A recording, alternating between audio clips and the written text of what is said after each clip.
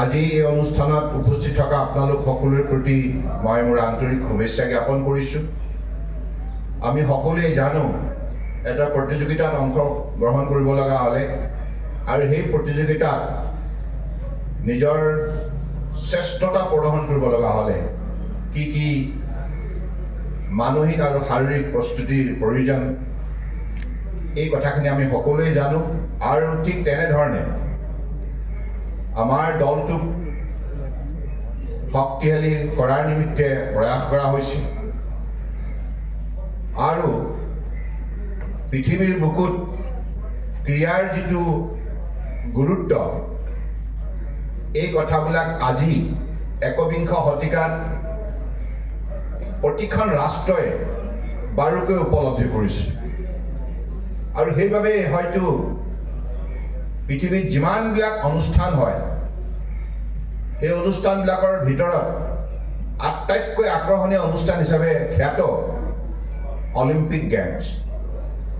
অৰ্থাৎ ক্ৰীড়াৰ প্ৰতি মানুহৰ যিটো অনুৰাগ, যিটো আগ্ৰহ আৰু ক্ৰীড়াৰ প্ৰতি মানুহৰ যিটো শ্ৰদ্ধা, সেই কথাবিলাক আজি আমি সকলোৱে প্ৰত্যক্ষ কৰিছোঁ। আৰু ক্ৰীড়াৰ যোগেদি যিবিলাক ৰাষ্ট্ৰই শ্ৰেষ্ঠতা প্ৰদৰ্শন কৰিছে বিশ্বৰ বুকুত, সেই ৰাষ্ট্ৰবিলাকে অন্যান্য ক্ষেত্ৰতো নিজৰ শ্ৰেষ্ঠতা প্ৰদৰ্শন কৰিবলৈ সক্ষম হৈছে। আৰু আপোনালোকে দেখিছে যে প্ৰায়বিলাক পৃথিৱীৰ উন্নত ৰাষ্ট্ৰই অৰ্থনৈতিকভাৱে হওক, অন্যান্য দিশতো যিবিলাক আগশাৰীৰ ৰাষ্ট্ৰ, সেইবিলাকেই অলিম্পিকতো প্ৰথম 10টা স্থান দখল কৰে। গতিকে ইয়াৰ পৰা এই কথাটো প্ৰতিপন্ন হৈছে, এইটো কেৱল ক্ৰীড়া ক্ষেত্ৰতেই সীমাবদ্ধ হৈ নাথাকে শক্তিটো, এই শক্তি উজ্জীৱিত হয় অন্যান্য কৰ্মক্ষেত্ৰলৈ, অৰ্থাৎ বহু প্ৰেৰণা প্ৰদান কৰিব পৰা মহাশক্তি বিৰাজমান হৈছে ক্ৰীড়া ক্ষেত্ৰত। গতিকে সেইকাৰণে আপোনালোকে যেতিয়া উত্তৰাখণ্ডলৈ যাব, তাৰ পৰা যেতিয়া আপোনালোকে বিভিন্ন ধৰণৰ পদক আপোনালোকে লাভ কৰি অসমৰ নাম শ্ৰীবৃদ্ধি কৰিব, অসমৰ গৌৰৱ বৃদ্ধি কৰিব, স্বাভাৱিকতে অসমৰ 3,40,00,000 লোক আপোনালোকৰ সফলতাৰ সৈতে আন্তৰিকতাৰে জড়িত হ'ব। গতিকে অসমখনক সকলো দিশতে অনুপ্ৰাণিত কৰিব পৰাকৈ এই খেলত আপোনালোকে অংশগ্ৰহণ কৰিলে নিশ্চিতভাৱে আমিও ইয়াৰ পৰা বহু উপকৃত হ'ম। আৰু আগন্তুক দিনত যিহেতুকে অসমৰ মাননীয় মুখ্যমন্ত্ৰী ডক্টৰ হিমন্ত বিশ্ব শৰ্মা ডাঙৰীয়াই কৈছে যে অসমখনক ভাৰতবৰ্ষৰ ভিতৰত 5খন শ্ৰেষ্ঠ ৰাজ্যৰ ভিতৰত অন্যতম যেন আমি গঢ়ি তুলিব লাগিব। গতিকে সেই লক্ষ্যত উপনীত হ'ব লগা হ'লে আমি সকলো কৰ্মক্ষেত্ৰত আমাৰ শ্ৰেষ্ঠতা প্ৰদৰ্শন কৰিব লাগিব, পাৰ্গতালি প্ৰদৰ্শন কৰিব লাগিব। গতিকে সেই পৰ্যায়লৈকে আমি আগবাঢ়ি যোৱাৰ মানসিকতা আমি অটুট ৰাখিব লাগিব, ইচ্ছা শক্তি প্ৰবল কৰি ৰাখিব লাগিব। আৰু এই ইচ্ছা শক্তি আৰু মানসিকতা নিশ্চিতভাৱে গঢ় দিব লগা হ'লে কঠোৰ পৰিশ্ৰমত আৰু সাধনাত মগ্ন হ'ব লাগিব। আৰু খেলুৱৈসকল একোগৰাকী সাধক, কাৰণ আপোনালোকৰ যিটো নিষ্ঠা, একাগ্ৰতা, কষ্ট আৰু এই আপোনালোকৰ যিটো শৃংখলাবদ্ধতা, নিয়মানুৱৰ্তিতা, এই কথাবিলাকে মানৱ সম্পদ শক্তিশালী কৰাৰ ক্ষেত্ৰত বিশেষ সহায় কৰে। গতিকে আজি সেই পৰ্যায়লৈকে আমি অসম নিয়াৰ বাবে সংকল্পবদ্ধ হ'ব লাগিব। আজি মোৰ ভাল লাগিছে যে এই সভাত আপোনালোকে অত্যন্ত উৎসাহেৰে অংশগ্ৰহণ কৰিছে। মই আন্তৰিকতাৰে শুভেচ্ছা প্ৰদান কৰিছোঁ। আপোনালোকে জয়ী হওক। আপোনালোকৰ সফলতাই অসম তথা ভাৰতবৰ্ষক গৌৰৱান্বিত কৰক।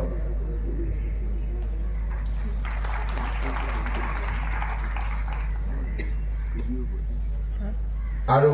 মই এই ক্ষেত্ৰত সংস্থাৰ সভাপতি হিচাপে অসম চৰকাৰৰ মুৰব্বী ডক্টৰ হিমন্ত বিশ্ব শৰ্মা ডাঙৰীয়াক বিশেষভাৱে ধন্যবাদ জনাইছোঁ। কাৰণ আপোনালোকৰ এই প্ৰক্ৰিয়াটো সফলতাৰে আগুৱাই নিয়াৰ নিমিত্তে তেখেতক মই দুদিনমান আগতে কাজিৰঙাত কথাখিনি কওঁতেই লগে লগে তেখেতে চৰকাৰৰ তৰফৰ পৰা সকলো ধৰণৰ সহযোগিতা আগবঢ়াইছে। গতিকে ক্ৰীড়াৰ প্ৰতি যিটো অনুৰাগ, ক্ৰীড়াৰ প্ৰতি যিটো স্পৃহা, মই নিশ্চিতভাৱে শলাগ লৈছোঁ। আৰু আমি তাহানিৰ পৰাই কৈ আছো তাহানি মানে মই বেছি দীঘলীয়া দিনৰ কথা ক'ব বিচৰা নাই কিন্তু আমি সকলোৱে বিচাৰো মনে প্ৰাণে এই গুৱাহাটী ভাৰতবৰ্ষৰ ক্ৰীড়া ৰাজধানী হওক আৰু সেই পৰ্যায়লৈকে আমি আগুৱাই যাবৰ বাবে আজি তাৰিখত গোটেই অসমতে ক্ৰীড়াৰ এটি বাতাবৰণ সৃষ্টি কৰাৰ নিমিত্তে অসম চৰকাৰৰ তৰফৰ পৰাও খেল মহাৰণ আয়োজন কৰা হৈছে সকলো ৰাইজক আস্থা আৰু বিশ্বাসক লৈ গতিকে তেনেধৰণে আমি আগন্তুক দিনত খেলৰ এটা শক্তিশালী বাতাবৰণ ইয়াত গঢ়ি তুলিব লাগিব যাতে উঠি অহা প্ৰজন্মই ক্ৰীড়া ক্ষেত্ৰখনক শ্ৰদ্ধা সহকাৰে গ্ৰহণ কৰে আৰু অনুশীলনত মগ্ন হৈ নিজৰ পৰিপক্কতা প্ৰদৰ্শন কৰে গতিকে আজি এইখিনি কথাকে কৈ মই আপোনালোক সকলোৱে সফলতা কামনা কৰিছোঁ আৰু উত্তৰাখণ্ডৰ জলবায়ুৰ সন্দৰ্ভত আপোনালোক জ্ঞাত যিহেতুকে আমি ভৈয়ামত থাকোঁ এখন পাহাৰীয়া ৰাজ্য বিভিন্ন ঠাইত খেল আয়োজন কৰা হৈছে গতিকে আপোনালোকে নিজেও অলপ সজাগ সচেতন হ'ব তাত আপোনালোকৰ যিটো ফুড ছাপ্লিমেণ্ট সেইটো ক্ষেত্ৰত আপোনালোকে নিশ্চিতভাৱে যিটো আপোনালোকৰ বাবে ডিচিপ্লিন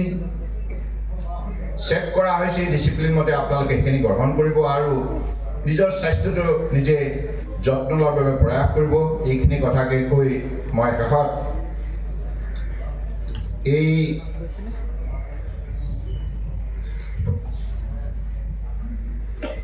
আমাৰ ডেপুটি চিফ ডি মিছন হিচাপে গোটেই দলটোক সকলো ক্ষেত্ৰতে চোৱা চিতা কৰাৰ নিমিত্তে দুগৰাকী আমাৰ অফিচ বেয়াৰ নাম মই আজি ঘোষণা কৰিছোঁ হীৰেণ গগৈ ডাঙৰীয়া আৰু নিৰঞ্জন শইকীয়া ডাঙৰীয়া এইখিনি কথাকে মই ক'লোঁ আৰু সৌদু শেষত আমাৰ ইয়াত উপস্থিত থকা বহু প্ৰাক্তন খেলুৱৈ আছে যিসকলে বহু সময়ত আমাক বহুত আনন্দ দিছে তেখেতসকলৰ সফলতাৰ যোগেদি গতিকে আপোনালোকে এটা কথা মনত ৰাখিব যে ডিচিপ্লিনটো ডেডিকেশ্যনটো আৰু ডিভোশ্যনটো these are the three important D plays a very very important pivotal role in making a sports personality attractive and credible